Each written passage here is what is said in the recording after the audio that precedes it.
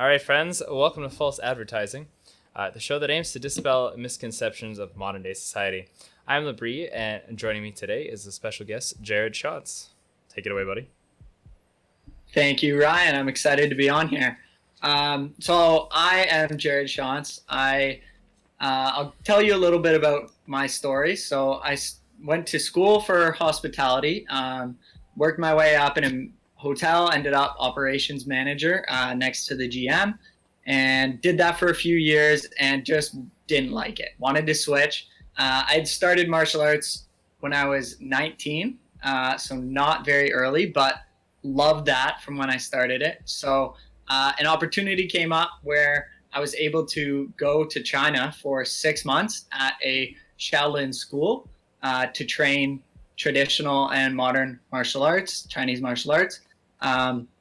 So I took that opportunity. That was about 2.5 years ago now.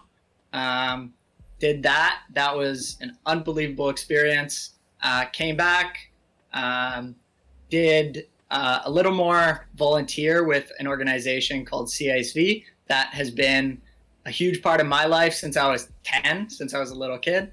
And then actually started educating about finance and real estate and that type of stuff. And now I'm starting up a real estate investment company. Yeah, Jared definitely fits in today's theme of, journeys, personal journeys, and just like taking on new pursuits, which is crazy because you've done all sorts of endeavors that some people just, take their whole lives to get started, it's really cool. Appreciate that. It's a really good topic. It's something I think a lot of people have a inaccurate understanding of. So definitely good topic to talk about. Fair. So let's start talking about journeys kind of in, everyday life here going on in the news. You mentioned earlier about a figure named Jay Shetty. Do you want to tell me a little bit more about that? Yeah, Jay Shetty has been somebody I've followed for a few years now, and very, very inspirational guy. He's British, and he comes from a family. I'll quote him here and say, in his family, you were either a doctor, a lawyer, or a failure. Wow. And he didn't want to be any of those, so he ended up a failure. He went to, and I think it was Ivy League business school, and was going to go into corporate America, but something came across his path that changed his direction, and it was a traditional monk who came and talked to his school. He then he dropped everything, man. His family was like in shock and whatever. He went and lived with monks for 3 years and decided that his calling, after spending time there searching and experiencing that lifestyle, was actually to come back here and try to integrate the monk mentality into Western society to help give people a more fulfilled, happy life. Fair. He just dropped a book too, right? Yeah, he just about a month ago. It's called Think Like a Monk, and it summarizes his experience beautifully. From everything from struggles to starting up, and then difficulties when he was at the temple, getting used to the lifestyle, and then later on realizing that it wasn't what was fulfilling him being there, and so he wanted to come back and do something else. That's wild. I do think that there's like a whole bunch of like journeys that you see in news lines. I think like Justin Bieber is another good example where he kind of had his comeback because he did his whole spiritual journey with the church. And I mean, lately now, I guess everyone can kind of relate to being put in a new situation with the pandemic. But I do want to take a little bit and talk about your personal journey in China and, how that kind of unfolded, because I think a lot of people just think about a journey as like this crazy pilgrimage that you take on and it's going to change you and your life forever.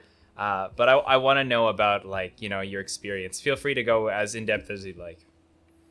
Cool. Yeah. I think you're right. I think a lot of people, when you talk about a journey or a pilgrimage is another great word, they think of like this intensive experience that you go through for a long amount of time that changes who you are to your core, and you'll never be the same again. And I think journeys can happen anywhere, anytime, any place. And I definitely thought when I was going to China, I was like, that's what this is for me. I was like, I'm going to go. It's going to change everything. I'm going to be this brand new person. 1 second. I think we had audio issues there. If you wouldn't mind going back, like, to how you found the school. Sorry, I'm Cool. gonna check into that. No worries. I'll try to make this work. Technology is not my biggest friend. I volunteer with some kids, and they always laugh about it because they call me a grandpa because I don't know very much with technology, but we'll make it work. Yeah, so I had started martial arts here in town, and I ended up just getting ads come across my social media about going to China to learn martial arts. And so I looked at it, researched, spent a long time looking into different schools, contacting them. Of course, some weren't as legit. Yeah. So I found a couple good ones that I really wanted to go to. And I was like, this is going to be amazing. I'm going to live with, like, train under monks. I'm going to do a hardcore intensive Shaolin style training. This is going to be amazing. So I found a school, and I didn't know how long I wanted to commit to going. I was still, like, this was when midway through being operations manager at a Marriott hotel, right? And my bosses were constantly like, so you want to get promoted? Like, we're going to keep going. And I just, it didn't feel like, I felt like I needed to do something to go on a journey in that sense. Right. So that's what happened. I talked to a school. I was like, when am I able to come? They're like, anytime. I'm like, okay, how's 60 days? Like, I'll pack my stuff, quit, and go. And so that's basically what happened. I talked to the school, went to China. I got there. It's crazy long flights, obviously, right? Yeah, like 16 hours. Yeah, depending where you're going. So it ended up that I was getting there at like 2 a.m. So long flight, but I have a lot of experience traveling. I used to be involved, or still am to this day, involved with a international volunteer organization that does like educational peace education camps. Right, so you're used to taking journeys all the time. Exactly. So in that sense, yeah, like my first one was when I was 11 years old. I went to Norway for a month with a bunch of kids I didn't know from 12 different countries. And I continued that from 11 to right now. I'm 25 and still doing it. Wow. And yeah, so I've been on a lot of journeys in that sense. Really new experiences, I think, is what it comes down to at its core. Being in a different environment with people you've never met, really trying to learn who you are outside of the life you know. And so when I got there at like 2 a.m. And obviously they're like, here's your room, unpack, whatever. They're like, it was funny. I didn't kind of clue into this, but I didn't need to start training the next morning, but I didn't know that. Fair. So I was there at 2 a.m. Like, it felt like 2 p.m. to me. Like, time difference is 12 hours. Could barely sleep, got a couple hours, woke up, and started training right away the next day, which was nuts. Yeah, Training's for sure. at 6 a.m. Wow. So training starts, so I'll kind of go through a schedule of the day there. So training starts at 6 a.m. It's a 1 hour training. Breakfast was at 7. You had about another hour and a half. Classes started 8:30, and they went all the way. You stop for meals, and then you get 1 hour after each meal to kind of digest, do whatever you want, take your time, right? So it goes, and then training ends at dinner, and then they have optional classes and free training time in the evening. So I was training 6 a.m. to 8 p.m., 6 days a week for 6 months. And it was crazy to start, especially starting with jet lag and everything else going on. But it was amazing. So day one, we're put in a group. There's 6 masters who are all monks that have been raised in the temple since they were 5-6 years old, and that's all they know is martial arts. That's what their education is in. That's everything. Right. And it's crazy to kind of change the way you learn, because the way we learn over here is very, very different than the way they're taught. They're far more intensive. We're really we have a lot of cushion here. Like we're not strict. Like with them, it was real bad. Like you are late for class, they see you slouching during class, anything crazy, and they give you a training, they give you punishments accordingly. So it could be holding different traditional stances for 3, 4, 5, 6, 8 minutes, depending on how long you're capable. Which some people right? might think is not a lot, but trust me, after the first minute, you feel a burn. If anyone's done wall sits, okay, think of a wall sit, except without the wall, and doing that for this amount of time. Like, a lot of people have a hard time getting to a minute or minute and a half with a wall sit. Imagine holding that L position, that seated position, without a wall behind you for 5 minutes. Yeah. Like, oh, it sucks. Not a good time.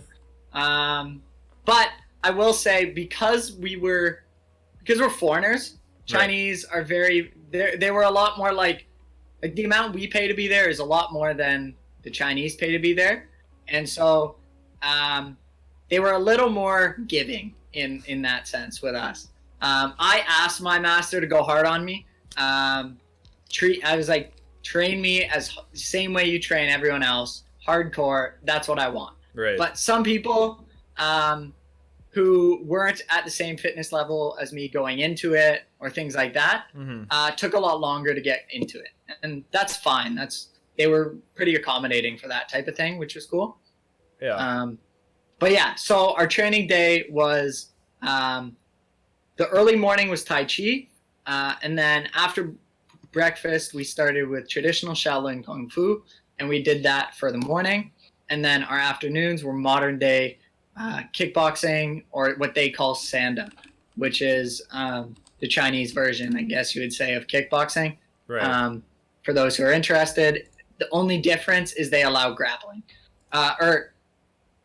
tossing. Light grappling. No groundwork, but you're allowed to tackle and catch punches and kicks and things like that. So, so it was a really cool experience. A lot of different people were there. About half were from China, half weren't. The ones that weren't were all over Europe, Australia, other Asian countries. Very, very diverse. So it was a really, really cool environment. I think on the topic of a journey and that type of thing, I expected a whole lot more of a culture shock, I guess, than I got, because I've done a lot of other traveling before. Okay. So to me, it was an amazing experience. Very, very good for things like self-discipline and proving to myself I can do the work, things like that. There was a lot of good lessons in that. But day to day, it was some similar to the camps I'd been to, just instead of doing fun activities at camp, you're training. Yeah, for sure. Like that kind of becomes your life, right? And in a way, the culture shock is almost not necessarily, the environment, but like what you're doing, because all of a sudden, you don't have like your phone with you 24/7. You're just put into like a new atmosphere.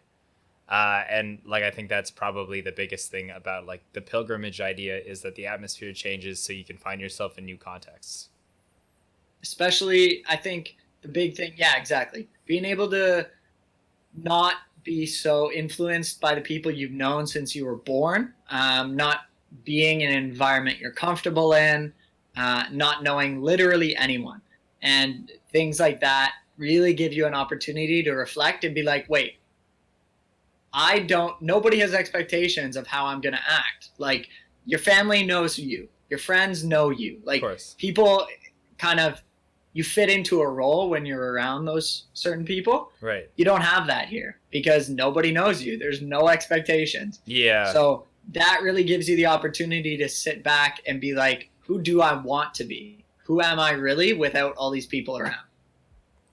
So, what do you think, atmosphere wise? Like, what did China do for you that was different than any other kind of international travel? Uh, I would say it was the environment of the biggest difference. So, being in China at a martial arts school, the biggest difference was the training, right? It was the hardcore, discipline intensive. Um, we weren't there to have fun. You're not on vacation when Right. you're there. Like Yeah. we did not show up. We didn't go there to relax, to meet the people, to do any of that. The most intensive or the biggest difference was the environment of why we were there. The fact that it was to train, and a lot of the other people were just as intense, right? Right. So it wasn't a cushy welcome. Let's talk about each other's culture. Let's learn about each other. It was far more, we're here to work. In our free time, yeah, let's get to know each other, whatever. But there wasn't much of that. Like Monday to Friday, you were training 6 to 8, and you wanted to go to bed. Like afterwards, you're tired. That's fair. So it was mostly just the weekend when we were able to go into the city, and I say city like tiny small town. For those who have any idea, I was in a place called Chufu. So it was basically directly between Beijing and Shanghai. So very cool experience. How do you spell that? They're called QUFU. All right, I'm just gonna pull up a map for everyone.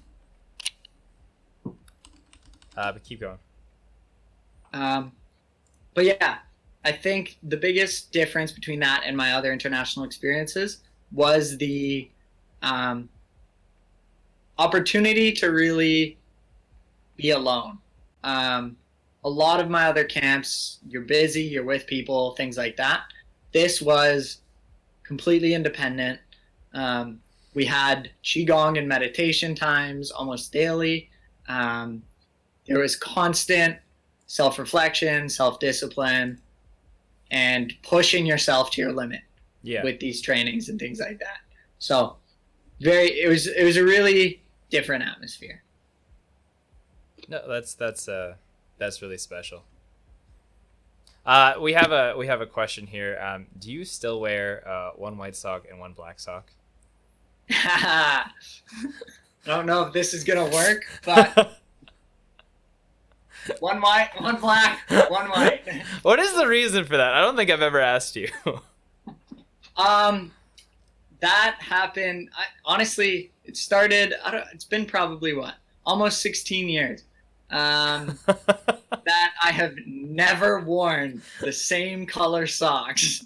Fun little fact about me: even when I was the operations manager of a hotel, wearing a suit to work every day, my head office was so mad at me, but I never changed. It just honestly, it was my older cousin. I saw her doing it when I was a kid, and I was like, "Hey, that's cool. I want to do that." And I am a very stubborn person, so when I started, I was just like, "Oh, this is cool." But then one day, I don't know what it was, something nice. My parents were like, "You need to put the same pair of socks on," and I was like, "No." Like, I was rebellious. I was stubborn. I just wanted to say no, and now it's just a habit. Yeah, that's hilarious. All right, so I want to know about your expectations of your pilgrimage, of this big trip. You know, what were you thinking was going to happen before, and then, what do you think was going to happen after, and then kind of like, what were your ideas going in, and what did it actually look like? Yeah. So before I went, I think I saw this basically as an opportunity to grow and change as a person, dramatically, and kind of like reevaluate who I am, what my priorities are, what I want out of life. Like basically an opportunity, like a life-changing experience, I think is the best way to sum it up. I went there expecting that everything would change when I get there. That the process of being there would change who I am to my core. I would become this much more spiritual, kind of self-aware, holistic person. Much more, obviously. I mean, I'm not going to say physically. Obviously, I was going to be way fitter, way more trained in self-defense, kind of building confidence, that type of stuff. But overall, I think it was just going to be a turning point in my life. Like, when people talk about that moment, that journey they go on, whatever it is that happens and sets their life direction. Mm-hmm. I wanted it to be something crazy, something life-changing in that sense. Right. And I wanted, when I came back, basically to maintain that. First of all, I knew I would come back, but I didn't know when. I didn't know how long. I didn't know exactly if I would go back again, what that situation would be. So I basically, when I came back, I wanted to be changed. I wanted to be this super self-disciplined, super self-aware, spiritually whole person. Just like the superhuman version of Jared that came back from China. Exactly. For Ryan, we've known each other forever, and I've always wanted to be superhuman, and I thought this was what was going to set that up. I know what people like monks can reach, what kind of supernatural levels they can hit, and I was like, this is it. I got it. Yeah. But yeah, so that's kind of what my expectations were. Going into it, like my expectation while I was there, I didn't really know. I knew it would be tough, but my expectation was that I would be pushed to do it and I'd follow through and do what I needed to, right? Yeah. I did expect no time off. I was kind of expecting hardcore intensive, like no days off, no nothing. Mm-hmm. And it was a little more, so the reality of when I got there, it was there was definitely an initial shock with the amount of work you do on a daily basis. Yeah. But after your first 3 weeks, maybe month, it balanced out. And you realize you work so hard so that you can have a day, for sure Sunday, sometimes Saturdays, off, resting, doing nothing. And it wasn't, you kind of got used to it. It wasn't this super insane, unrealistic training, like it sounds like if you've never done it. Yeah. And definitely the first month was hell. Like it was fucking hard to get into a routine and push yourself there. Yeah. And it was always difficult, but you learn to work with it. Yeah. It was, the reality is that it was absolutely a life-changing experience. But I don't think it was it wasn't as dramatic a change, I guess I'll say, as I expected it to be. Because a lot of the lessons it taught, a lot of the things like that, I brought back and became a part of who I am. Yep. But it didn't change what I did on a day-to-day basis, like when I got back, right? Outside of extra exercise. Like I train martial arts almost every day, work out almost every single day, same type of thing. But outside of that, it really didn't change a lot. My meditation practice kind of got ingrained into me when I was there. Right. But otherwise, there wasn't a crazy change. I mean, I guess you would even know better than me. Yeah. When I came back, what do you think? How different was I? See, I think the most interesting thing about like going on the journey, and this is something I definitely experienced myself, is when you first come back, you're like, it's fine. I have come back with this wisdom, and my life is different. And you slowly watch it fade away. It's just like, it's not that you lose the life lessons, but like there is something to be said about the routine that you set for yourself. And Like, it is unrealistic to expect that you can live in the same reality that you were somewhere else. And I think that's what's funny is you have a new perspective, and it does show, and it stayed.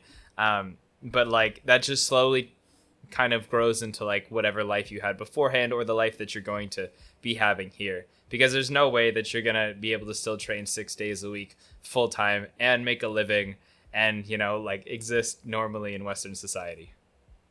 Definitely. I think that's the big key. When I was there, it was amazing because you're engulfed in it, right? I didn't have to worry about anything else. Mm-hmm. Like, I would call my friends and family on the weekends, like, whatever, once every week or two. But that, like, otherwise, I didn't have to worry about daily stresses, daily life, things like that, that a lot of people kind of, I don't want to say take for granted, but like don't realize they have to do on a daily basis. Yeah. Like when I was in China, it was just so easy, zero stress in my life. Like to the point, like part of the funding and everything, like we didn't have to do dishes, we didn't have to make our own meals, like things like that. Like it was just no stresses. We could focus 100% on training, improving ourselves, things like that, which was amazing. Like, great opportunity. But when you come back to reality, like you said, I was like, I'm going to keep this. Like, I'm going to be practicing. At first, when I came back, I was like, I'm going to train 2 hours, 3 hours a day, every day. Like, I'm going to keep my habits. But then you come back and you have to work. Right. And you have to clean the house and so many other things, right, on a daily basis. And for me, there's always extra things like my volunteer organization. I came back to CISV and more other commitments that I had in my life. And so you can't just focus exclusively on training anymore. Right. Which actually in and of itself is its own journey. And that's kind of another thing that I find really cool, because that opportunity of going there was great, and it was in its own self, in its own right, a pilgrimage. But coming back and readapting after that was equally as much, because it was a whole new world, trying to keep my mindset and my person from in China and merge them with the person I used to be coming home. It was another really unique experience, I guess. Yeah. That's absolutely fair. I think the biggest thing is like I didn't have the same experience as you, because like when I went to China, there was like the last training week that I had was actually like a vacation for everyone. So I was the only one in the school. So it was very clear to me that I was going to transition back into normal life. But I imagine for you it was just okay. All of a sudden one day, scoop up, goodbye. And I think that's unreal to like literally just switch like that. Yeah. Yeah, it was, I went on one long weekend and one full week vacation when I was in China, kind of like midway through to go see the sacred mountains and things like that. The weekend trip was to Beijing, lived kind of like the actual classic like vacationing experience. Yeah. But even those were weird, like taking 3 days or 6 days and not training constantly, like after being engulfed in this and going back into like a real city, like it was just unreal. But yeah, coming home was insane. So we had actually, I guess our tournament was a couple months before, but we did China was hosting an international martial arts tournament we participated in. And that was about a month and a half before I left. And coming back from that was different enough. And then coming from that to the intensive training we went back to, because we came back and then our master was like, you guys screwed up here, you screwed up this, you messed up this. Like, I mean, we did good. Like, our school got a lot of golds and silvers, but but it wasn't perfect to them. Exactly. Like, there were always mistakes. And so I came back and my master warned me before. He's like, you screw anything up, you're spending a day on each thing you screwed up when you get back. Oh And dear. so, and there were a couple things. Like, I did really well in the 4 things I competed in. I got 1 gold and 2 silvers, and the third was like 5th or something, or 4th. But all of them, there was something I messed up in the form, in whatever it was. And I came home, and it was just hell. Like, for that week, I came back. We spent hours in just held positions or doing the same movement for hours on end, like crazy, insane. And then coming off of that, and shortly after coming home, it was unreal. Like, crazy, because I came home on a weekend. So I came home, and I actually didn't even have anything to do because my camp was starting shortly after. Right. So I came home and basically had nothing to do. And so it was kind of actually nice because I got to train on my own for a while. But then jumping into society was so difficult. Having so many other responsibilities, so many other commitments, I wasn't able to maintain my lifestyle I had in China, which was tough to adjust to. So what would you say are like the 3 biggest like takeaways or ways that you've integrated your experience there in your current life? 3 biggest things I've taken away. I would say number 1 is the I don't know what order actually. Let's just talk about them. So I would say 3 things. 1 is meditation practice, which a huge part of Shaolin martial arts is the internal energy work, right? The Qigong, the meditation, those type of things. Yeah. So taking that, and I actually still, I do some sort of meditation every day, but the Qigong I do, I would say probably 3 times a week, but that's still very grounding. Yeah. Very gives me a connection to the feeling of being in China, the spiritual aspect of like taking away all the daily stresses, all that type of stuff. Right. And kind of being able to focus on my body in the same way I did. More internally, I think that self-discipline shows a lot. Like the willingness to do the work, I think is a better way to put it. After getting up at 6 a.m. for training for 6 months, right, I don't have a problem getting up early. I get up early most days. I start my day with some sort of exercise because of that. And I think kind of that physical willingness to work definitely crossed over, like the tolerance of pain and grinding and that type of thing. Definitely helped. And third, I don't know what the third one is.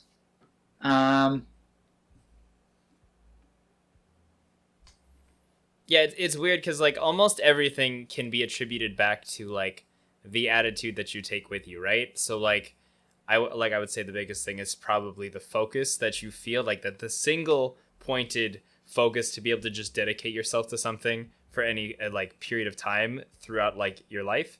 That transfers into anything you almost want to do, right? You could say that's your focus, that you could say that's your self-discipline. You could say that is your attitude of grinding. You could say that is like your meditation. You could say that's just your hunger for like building, right? And it's crazy. It's like it all just kind of comes back from like a single attitude of who you are in that experience. Yeah, I think that's that focus that you talk about. Like that's a good way to describe it. That's actually something growing up, I always constantly changed doing things. I had a hard time committing to anything. So that was a big thing, right? And it was humbling. Like I don't think I'll ever forget that, how humbled I was to see the ability of the masters and to realize like, yes, they've dedicated 15, 20, 30, 40, 50 years, right? My master was young. He was only like 30. So he'd only been doing it like 25 years, 20 years, which is still insane. But to realize how skilled they got in that amount of time really definitely gave me the focus, the willingness to commit to doing something and following it through. And I think, like you said, all experiences throughout my life have impacted me in some way, and these are just another one, right? So when I look at a challenge, that's the other big thing. When I see a challenge in front of me, China definitely made me like want to overcome that challenge. Not that I ran away from challenges beforehand, Right. but the necessity, like the fact that I didn't have a choice when I was in China. It's like your master tells you to do something, you do it. If you can't, you do it till you can. Like there's no getting around that. That really came back with me. So like when I see something, an obstacle, it's not, I don't want to do it, let's stop. It's, okay, how do I do it? Right. So, like you definitely use your focus to get ahead, especially with building like your retail business and, you know, like your financial stuff. But how, like, what else have you taken away to help you with like all of like the bullshit and stuff? You know what I mean? Like, like the everyday like BS. How has your focus helped you kind of deal with that? With like just daily life? Yeah, you mean? right. Yeah, because I mean, there's the stress of work. There's like the social stresses, and like also, you know, this whole year has been a shit show. Has there been anything that like you've taken? Like, was it the meditation or just maybe your general perspective? What has helped you deal with the day to day a little bit better? Yeah, I would say the mental toughness that kind of came out of that gave me a little more patience and willingness to think about things more. How do I say it? I guess something like mental preparation, like being able to sit back and say, what's this problem? Like, especially with COVID and having to adapt and things like that. There were so many times, and in regular life, when you've no idea what's going to happen, right? So many brand new things just, oh, there's another problem. Oh, there's another problem. Totally. Right? Out of nowhere. Like, especially with the house, like the first house we're doing, it's taking crazy amounts of like, oh, there's another problem. Oh, there's another problem. Financing for it. Oh, COVID, the banks are being more difficult with their qualifications and their lending, and they need this, and then they need like, and things like that. I think China gave me an opportunity where I had the time, and I knew I could take the time to prepare for it, to think it through, to get myself together before I try to go deal with a situation. And so I think that mental preparation, the preparedness of being able to say, okay, just another issue, take a step back, breathe, calm down. How do I deal with that? Right. That's definitely a big thing. I Almost think that, like you're sparring. Sorry? Almost like you're sparring with everyday life. That's a very good example. Mike Tyson says everybody's got a plan until they get punched in the face. Like it's true. Yeah, it's true. Like, and that's also something. Like, I sparred a little before I left, but when I was in China, was the first time I did real full contact, full fight, like that type of thing. And it's crazy how much things change when you get a couple good hits to the face, and then you're dizzy, and you're like, okay, whoa. Yeah. And you don't have a lot of time, but you need to snap back into it. Right.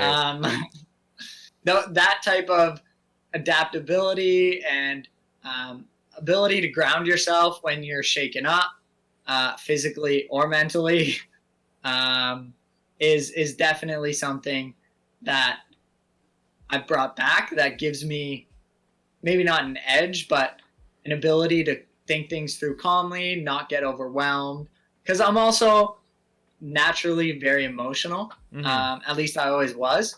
And that kind of calmed me down. Going to China, having to kind of think more logically, more rationally, being able to meditate, to bring my energy down when I need, things like that.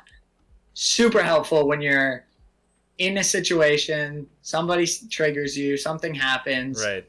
being able to like calm down Mm-hmm. and then think it through. That's a huge ability. Or dealing with pressures, like somebody's like, "Oh, I need you to do this," and you're like, "I've never done that in my life." You can kind Yeah. of like calm down, deal with it, analyze it, work it through. Yeah. That kind Only Jared could get punched in the face and be calmer for it. of. But yeah, no, Man, it's true. it's crazy.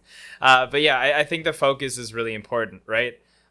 We like, we were talking earlier about how we kind of want to have the idea of journeys at home because like you don't necessarily need a pilgrimage. Of course, it helps because the atmosphere changes.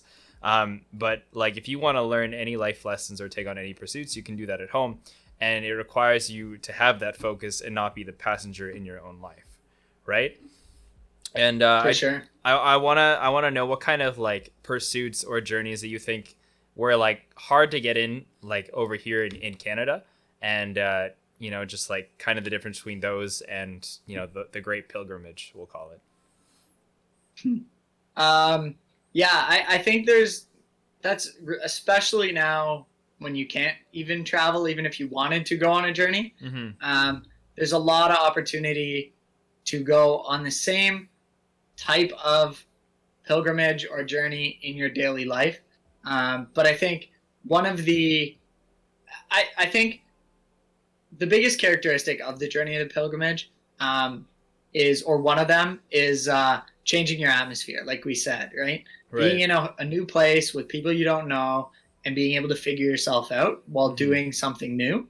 That, if you just take out the word journey, the word pilgrimage, travel, that anyone can do anywhere. Right. Starting something new with nobody you know, where there's no expectations of you, Mm-hmm. that's an opportunity that you can find in anything, right? Somebody can decide I think it's just find something you're interested in and go find somewhere you can be in that environment without people you know, and you take your mindset of I'm going to use this as a journey, this is a journey for myself, and jump into it, whether that's taking acting classes or I don't know. For me, it was martial arts before I went to China. Like, there's so many different things, a new job, a new hobby that you can take on that, like, your entire life is a journey. You just have to see it that way and give yourself the opportunity to learn those life lessons and grow. Yeah, like when you look at life as a consistent journey, even if you never try to learn something new, just think about the fact that things constantly change. Like as you get older, you definitely like have different interests. Your career will go different ways. Your friend groups will change. Maybe you'll have kids, maybe you won't. But like, I think the biggest thing is life continues to be that journey, and it's just what you want to incorporate into it and what you're going to devote your time to. Yeah. I agree. Yeah, I like trying new things, so I go to that, but not everyone does. Some people love their life as is, and there's no way it's not a journey, right? As long as you're living life and experiencing life, things will come up, new opportunities, new experiences naturally come, even in your daily life, right? Right. And I think it's more about that mindset than the physical action of where you are or what you're doing. And kind of taking that as a reflection, what you can learn, what lessons you can come of it, how you can deal with it. That type of thing is what makes it a journey.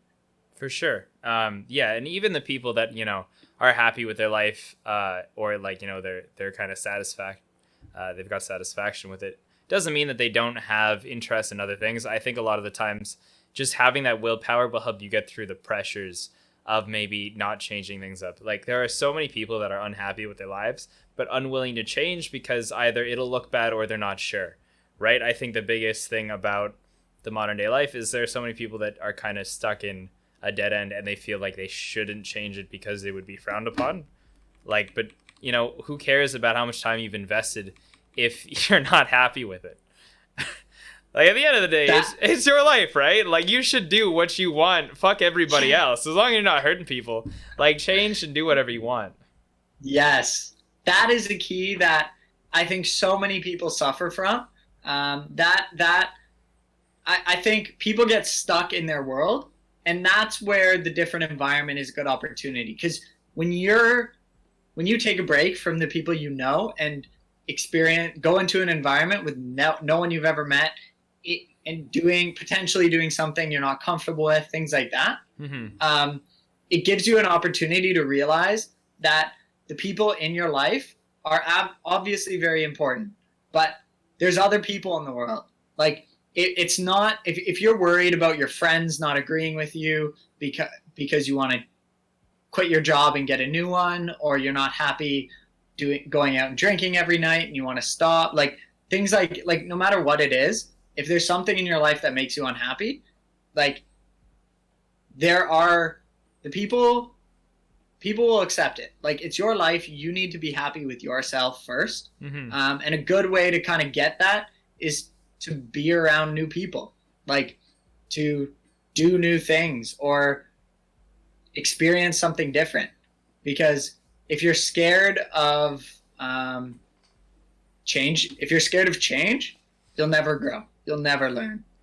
All right, so let's talk about like first steps in undertaking like something new. What are the things that you think are consistent when you want to shake up your own routine? Like, what are the first couple things you'll do to make time for, to make an environment for? Like, what do you seek out when you want to take something new on? If I want to take something new on, I think the first thing is wanting to learn and finding somebody to teach you. Assuming if you want to experience something new, try something new, you have to find out where you're going to do it, right? Or what you're going to do it with. In terms of making time, I honestly don't think anyone has a problem making time, or shouldn't have a problem making time, I guess is a better way to say it. The amount of people that spend 5 hours, 4 hours watching TV a day or on social media a day, like I don't think it's too hard to make the time if you find something and are able to commit to it or force it to be a commitment. Because that's another thing, right? It's a lot harder if you're like, oh, I'm just going to do this on my own, and not like search this or go on this website or whatever. If you want to learn a new language, you have the Duolingo app or whatever it is, right? It's a lot harder to do it if you're not committed to somebody else or something else. So finding a community of people that you're committed to, whether that's classes or something like that, will definitely help motivate you to take action. Yeah, I think the best thing about the world too is you can set your own schedule and still be tied down to a community, especially in the pandemic, where like let's say you're part of a Discord to learn your skill and you only have the free time of, I don't know, like 6 to 7 a.m. and that's like the best time you can do. You could still do the work there, submit it to your group and then just kind of check in on the chat throughout the day. It's nice that now, for most things at least, you're able to do those things on your own and still be connected to a community instead of needing to be at that Wednesday 6 p.m. class or whatever it is. It's a lot more flexible these days, which is really nice. Yeah, that I think as long as a person has the willingness or discipline to do those things on their own, that is one of the best things about everything going virtual. Like one of the good things that came out of COVID is that ability to do things from home on your own time and still be involved. Personally, one of my biggest problems is I need that accountability, or not need, but I really prefer that accountability and person-to-person experience. Yeah. And so I like making time for those. And sometimes if you have a previous commitment at the Wednesday at 6 p.m., that like every day or every week when it's supposed to go, maybe you can find a second class that's a different time, right? Or you can talk to those people and say you want to get together and practice or learn on our own another time, right? And you can jump on a call with them another day that's more convenient, right? Yeah, and it's that willingness to try and continue, right? Because like everything in life is a marathon. You know, it's like this consistent effort, and it's really just like taking the next step each time and going for it, because I think it's really easy to do a trial class or, you know, to give it like that little go, but it's that consistent effort of just like, yeah, you know, I think I'll keep going with this thing. Yeah. I agree. I think thinking of things as a marathon is super important in the sense of playing the long game and like knowing that it takes time to get results and things like that. But the one area I prefer not to think of it like a marathon is that you don't go all out from the start. Like that's the one thing that I got. If anybody knows who Tom Bill Yu is, check him out. He's the guy who runs Impact Theory. He talks about this a lot. One of his big things, most controversial things, is fuck patience. Like, a lot of people use patience as an excuse to not put in the work right now because it'll take a lot of time. And that, I think, is the wrong perspective to have. So I think making that commitment and constantly working and seeing it as a long game is great. Make sure you're doing that work every single day. Yeah, and not to burn yourself out right away. Like, I think it's very obvious that a lot of people just dive in. Like, for example, when people take on their like New Year's resolutions and they're like, okay, let's have a really good month and then that's it, right? Instead of just doing that 5-10% like every couple days. Yeah. That I think comes down to self-awareness. Like, if you are trying to build a brand new habit that completely throws off your routine and you're not comfortable with right now, you're not going to be able to do that 5 days a week from scratch, right? Like, you need to build up to that for sure. And I think having that self-awareness of what you're able to handle is really, really important when starting something. Because you're right, you can definitely get drained if you try to go. Like, for me, a big thing when I was starting to get up early again, after I was getting up at like 9, 10 a.m., I wanted to start getting back up at 5 or 6 a.m. Yeah. I tried to make that jump right away. I did it for 2 weeks and then it killed me. So instead, I started slowly moving back, right? Right. Wake up at 8, 7:30, 6:30. Then you can start getting up, right? Because that's a part of self-awareness. They have to realize your body or your habits aren't used to doing those things yet. So you definitely have to get comfortable with it. Yeah. I would also caution, you know, where you learn. I think there's a lot of hype courses these days that I tell you, oh, you're going to change your life in 30 days. The same way that you might look at like taking a pilgrimage and like, oh, I'm going to come back the most perfect person ever.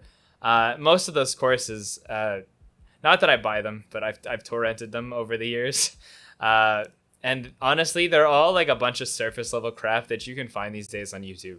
It's so much more rewarding to go into like a Reddit community or just like something that's open source, because the people that are there are usually hella invested in promoting something and building. And it's not that you can't buy a product that will help you. It's just that I think more often than not, when you see those like really flashy ads, they're just for surface level stuff. And they might be an okay way to get started if you're the kind of person that needs like a fiscal investment to stay attached to something. But I think more often than not, you could totally find like better avenues. I agree. I think people underestimate what you can get for free with the internet. Like, there are so many people, like you say, that are interested in giving the free content to help you in whatever it is. Like, there's a YouTube channel for everything. Oh, like, so true. It doesn't matter what it is. Like, you can learn it for free on YouTube or some other platform. I don't know. I'm still behind the times. But whatever it is, right? Like, I think the idea of investing in a product or service from a person is absolutely a great thing to do after you know the person and know the product. Like, that's fair. You don't want to jump in off a 30-second ad that sounds really good, but could just be a scam. Not a scam. Well, it could be a scam, or it could just be really basic shit that you can find for free from anywhere, right? Yeah. I think pursuing things and surrounding yourself with whatever it is that you want to do helps, right? Like when you search something on Google or YouTube, they know, like they give you ads and recommendations similar to that, right? For sure. So the more you research something you're interested in, the more content you'll get about it, and you won't have to worry about paying for something right off the bat. Oh yeah, every week my YouTube algorithm changes as I do research for a new video. It's ridiculous. Yeah. Topaz wants to know, what would you say sparked the turning point along your journey where your perspective shifted in your mindset? Like, kind of where are some key points where you took away some bigger life lessons along your, life journey? Like specifically my journey in China or just my life journey? Let's do both. I like, you'll always find wisdom in different things, because I think every aha moment can be the same as the other. And this is a big thing that we talked about, is like, no journey is necessarily greater than another, because you can have great epiphanies just sitting at home on the bus, or, in your office, or, being on the other side of the world. Yeah. Cool. So China, I'll start with 3 major turning points was, first, I would say, was the end of the 3rd week. It wasn't like a single event happened that made me be like, wow. But at the end of the 3rd week, so when you switch into that new environment of constant training, your body's like killing you after the first day, let alone the first week, 2nd week, things like that. By the end of the 3rd week, you can do it. And you've realized my body's getting used to it. And so that was a really big aha moment for me of realizing that, like, kind of what we said about that long game. I mean, 3 weeks isn't long, but the idea that if you put the work in every day, you'll start to see it pay off. And so that was something that came across there. Like, my body started adapting. Right. I just kept doing it, grinded, and it worked, right? Another aha moment, or somewhere, what was the question? Life lesson? Yeah, where you got like a big perspective shift. Mindset shift. Another one in China, I would say, was, again, it's hard to pick individual moments. I think that's something that that's one of those things I would say get overestimated, is that in the movies, there's always that 1 second where somebody's like, boom, okay, now it all comes together. Yeah. Right? Whereas in real life, it happens gradually. It happens over time, happens through repetition, things like that. So a second one I would say was in one of the forms, there was a move that I could not get for the life of me. And I wouldn't say I ever got it perfectly, but I started being able to do it on my own. And a lot of that was actually from having a ton of different other students give me suggestions on it and learning, like, somebody's like, oh, when I do it, I feel I shift my body like this and it works like that. Right. And then kind of like taking a piece from each of them to work with what was best for me. Was kind of another cool moment of realizing, like, how different everyone is and how, like, they solve problems independently. Yeah. And take those ideas and apply it to yourself rather than just copy and paste. Okay. Because copy and paste is good, but sometimes it's not going to work for you the same way. For sure. People are different. So the way something worked for you isn't going to work the exact same for me. Which was a pretty interesting thing. Like, so what it was like a kick up into a pistol squat and then standing up. Okay. And like different people did that different ways, and then they balanced on different feet and had their weight shifted differently, and kind of like I had to learn how it worked for them and how it worked for me, and based on our bodies, right? Like certain mobility, like my ankle had worse mobility than some other people, things like that. Yeah. So adapting what you learn through trial and error, or like through whatever means you need to make it work for you. And then a third moment that really hit me when I was in China was, so like I had said, when we started, we were put in groups under a master. And outside of the master, there was a group leader, somebody who kind of ran the warm-ups, organized the students, like worked with the new students, if any new students came in, things like that. Yeah. And so by the end, I was that group leader in our group. And that was a really interesting moment for me, kind of realizing like how far I'd come in that amount of time.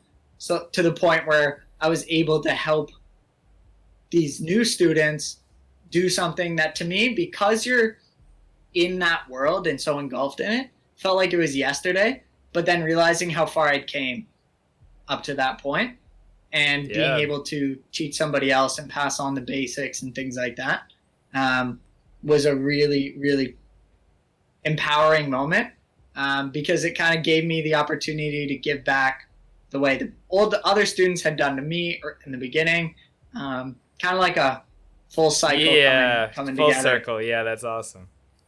So in China, those were probably three of my favorite moments, just like really things that'll stick with me. Mm-hmm. Yeah, that's super cool. Yeah. And throughout other moments throughout my life. Can you read the question again? Yeah, it's just like where along your journey did your perspectives kind of shift in your mindset? Like what kind of sparks happened? And like for sure, like you did say that like they happen gradually. Not to say that the aha moment happens too, but like I find a lot of them happen for me in like the reflection. So like sure, some things happen in the moment where you see something that's like wow, but a lot of it I think kind of happens as you reflect over all of your experiences. So maybe it is that one event that changed your life. But sometimes you need to absorb it in the context of like everything else that like slowly, it changes that. Yeah.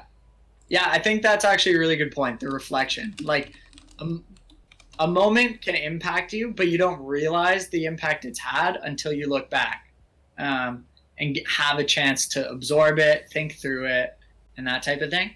Mm-hmm. But yeah, there were a couple other really powerful moments in my life that semi recently happened. One was with my volunteer organization as one of the first times I was a leader. So I took kids to another country. Oh, wow. Right. That was that whole month.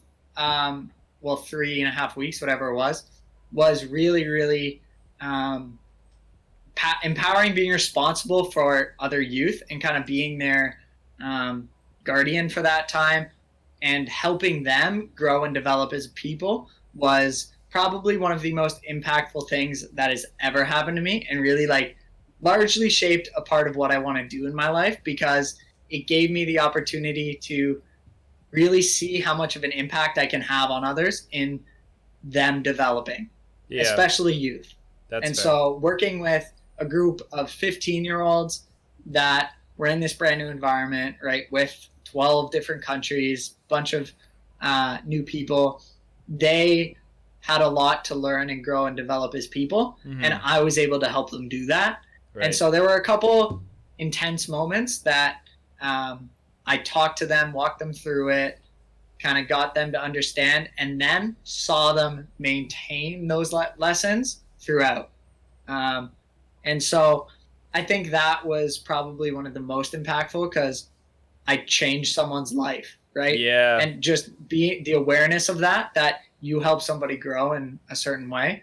That organization in general, CISV, but for those who want to know, CISV.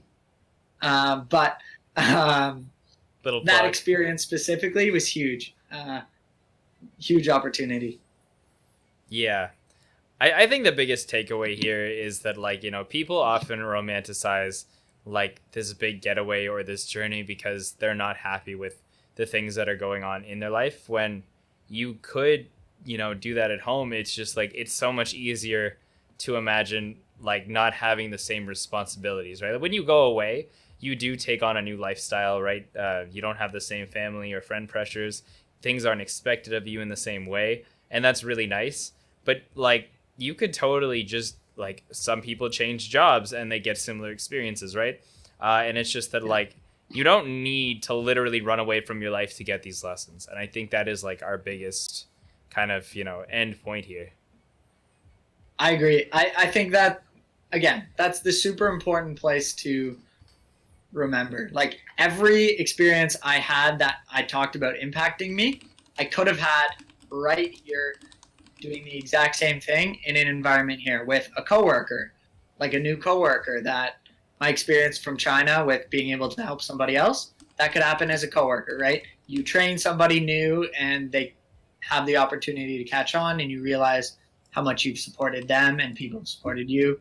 It can happen anywhere, anytime. Mm-hmm. But I think that's one of the best ways to go through life is to see it as a constant journey or a new pilgrimage, a new experience like that, because you have such a appreciation for every moment. Yeah. No, that's actually super fair. I'm gonna plug your Instagram in the chat here if anyone wants to follow you. That's just Jared Shantz on Instagram for those of you watching on YouTube. Anything you want to close off with, man? I think we covered the rounds, but let me know if there's any closing thoughts that you have. No, I think that was basically it. I appreciate you letting me come on the show. This was a great topic, and I think it's super important for people to realize, like, if you get an opportunity to go on some sort of real pilgrimage after COVID or anything like that, don't pass it up because it could be an amazing experience. Mm-hmm. But that same mentality of experiencing something new and going on a new journey happens every single day. And it's something that no matter where you are or what's going on, you can have that new experience, that life-changing moment anywhere. Yeah, for sure. And like, if you guys have anything else you want to like ask Jared, feel free to DM me or shoot him on the Instagram there. And then if you guys have any, topics that you want to bring forward to the podcast in the future, feel free to let me know. Until then, we'll say goodbye to you guys. Thank you so much for coming out, Jared. I really do appreciate it. And we'll probably get you on another topic sometime in the future. Awesome. I appreciate it. Thanks, Ryan.